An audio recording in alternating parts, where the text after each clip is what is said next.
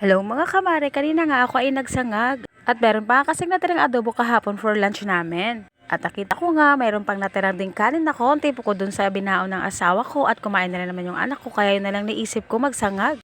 At iniisip ko kung anong klaseng sinangag ang gusto ko yung magkasama na lahat pati ulam. At eto nga ang naisip ko. Ang ginawa ko nga, hinimay ko nga yung dalawang hiwang adobo at yun na nga, inalawan ko pa siya ng itlog. Nag-experiment lang ako ng lutuin ko mga kamare.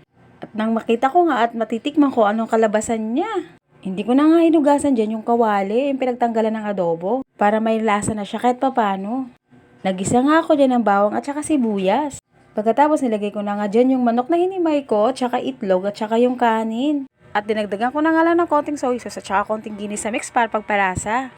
At ayan nga, sinangkutsa ko na siya nung nailagay ko na lahat ng mga ricado. At iniisip ko nga dyan kung anong kalalabasan ng lasa neto. Bahala na't basta't makain. At hindi rin naman ako mapili sa pagkain.